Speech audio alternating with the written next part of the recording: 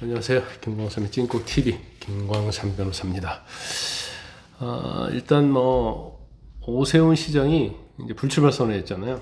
그런데 홍준표랄지 또 안철수, 나경원, 김문수 이런 사람들하고 계속 삼십세끼 밥 먹고 또 차담 나누고 이러면서 오세훈의 몸값이 굉장히 높아졌다 이런 얘기 많이 나와요.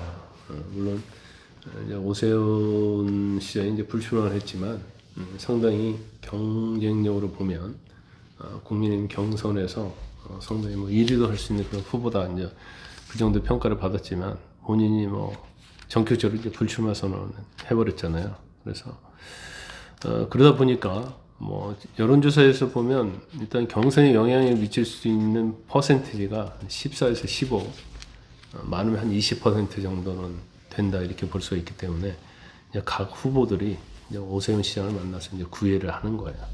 오세훈 시장에는 불출마하기 때문에 나쁠 건 없죠. 왜냐하면 자기 몸값이 올라가고 있고 자기와가 만들어낸 공약 자체가 어떻게 엄청나게 지금 홍보가 되고 있거든요.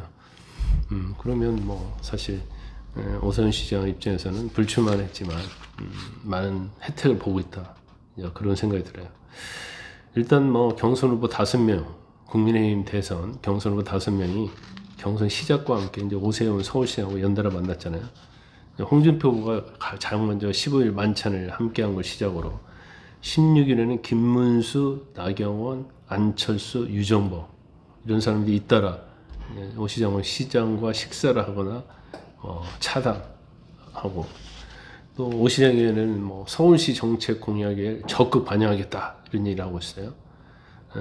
그래서 일단 경선 후보들이 서울시장 4선 했잖아요. 거기에서 시장 지지표가 어떻게 보면 캐스팅 보트가 될 수 있다 이런 생각을 하고 있으니까 계속적으로 구애를 하고 있다 이렇게 봅니다. 그래서 경우에 따라서는 오 시장 지지표가 이번 대선의 대선 경선의 이제 최대 변수가 될 수 있다 이런 말이 나오고 있죠. 근데 오 시장의 그 정책 공약이 제일 이제 캐치프레이즈가 약자와 동행이에요. 근데 이제 서울시장하고 또 대선 출마 전까지 약자와 동행을 굉장히 강조했지만 주목을 받지 못했죠. 물론 이제 경선에 참여했다고 하면 모르겠지만 경선에 참여했다 하더라도 후보들의 어떤 경쟁력 공약이 나오기 때문에 이건 제가 볼 때는 이제 묻혔을 것이라고 생각을 합니다. 그런데 결과적으로 따지면 본인이 서울시장을 하면서 했던 그런 정책들 그리고 이런 공약이 이 경선 후보들이 찾아와가지고 이 공약을 반영하겠다고 막 하면서 그럼 이 공약이 도대체 어떤 내용이야? 괜찮네? 나도 쓰겠어. 하면서 지금 경쟁적으로 이 공약을 반영을 하겠다고 얘기를 하고 있기 때문에 오세훈 표 정책 공약은 상당히 지금 많이 홍보가 되고 알려지고 있다 이렇게 볼 수밖에 없어요. 김문수 후보가 16일 날 시청에서 오 시장과 아침을 함께 했잖아요. 서울시청 가면 시장실이 있어요. 근데 오세훈 시장이 주로 시청에 있을 때는 그 이제 시장실에서 식사를 하더라고요. 식사하는 그런 세팅이 되어 있습니다. 경우에 따라서는 이제 한남동에 있는 관저가 있거든요. 저도 시장실 가봤고 이제 관저도 가봤는데 관저 굉장히 크고 시설이 잘 갖춰져 있어요. 그래서 거기에서 또 식사를 주로 합니다. 근데 외부에서 잘 안 쳐. 이제 눈에 많이 띄고 또 경우 때는 이제 돈이 들어가고 그렇기 때문에 그런지 모르겠어요. 그래서 일단 김문수 후보는 이제 오 시장의 대표적 공약이 이제 디딤돌 소득이거든요. 이게 생계 지원은 프로그램이고, 그다음에 이제 교육을 지원하는 게 서울런이고, 또 주거를 지원하는 게 미리 내 집이에요. 미리 내 집이라는 거죠. 이게 대표적인 이제 복지 정책이거든요. 그래서 김문수 후보도 이건 난 대선 공약에 반영을 하겠다 이렇게 하는 거예요. 그러면서 오 시장의 훌륭한 정책으로 서울 시민의 행복을 더 높이 하기 때문에 내가 이것을 시행할 수 있게 하도록 하겠다. 이제 이런 얘기를 했었고, 나경원 후보도 마찬가지죠. 나경원 후보는 차를 마셨는데 일단 본인은 서울을 무대로 같이 활동했던 정치인이다 이런 얘기를 하고 있죠. 그러면서 이재명 전 대표를 좀 저격을 했어요. 무슨 얘기했냐면, 이재명 전 대표는 지금 뭐 돈 나눠준다는 거 아니에요. 이제 돈 나눠주는 거잖아요. 그래서 기본소득은 51조나 1년에 들어가는데, 거기에 비해서 오 시장의 디딤달 소득은 탈수급률이 8%가 넘다.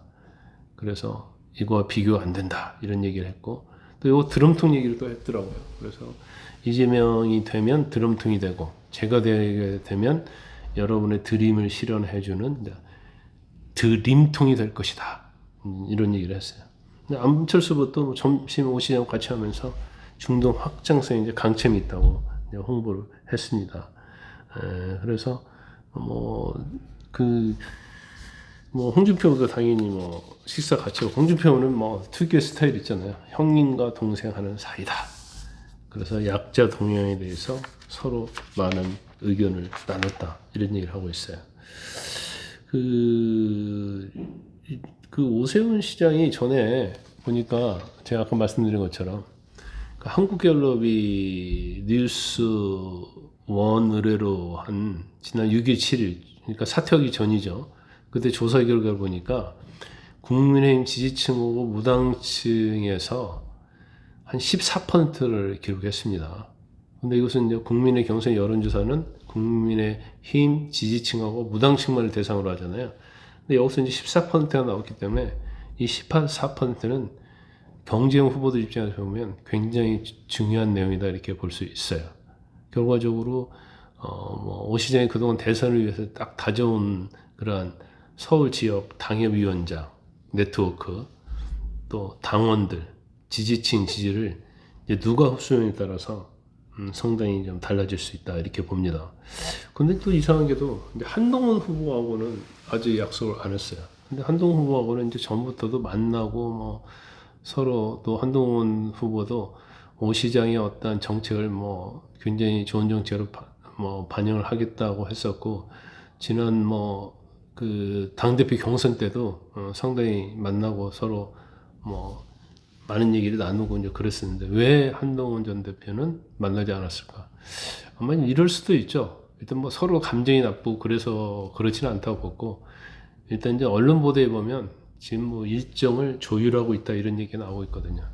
그래서 너도 나도 몰려가서 구애를 할 때 가는 것보다는 가장 나중에 다 끝나고 나서 효과적으로 그들과 다른 뭔가 차별화된 모습을 지금 보여주겠다, 그런 생각이 아닌가 싶어요. 아마 이번 주 내에 만난다고 합니다. 근데 만약에 하나 안 만나면 그것은 사실은 제가 볼 때는 경선의 선거운동에서 굉장히 중요한 부분을 저는 빠뜨렸다고 봐요. 그래서 만나있다 보니까 만나서 또 어떤 얘기를 할 것인지, 제가 볼 때는 같이 호흡이 맞고, 그 다음에 오세훈 시장의 어떤 정책에 대해서 굉장히 높이 평가하고 이걸 반영하겠다, 이제 그런 취지의 얘기를 할 거예요, 보나마나.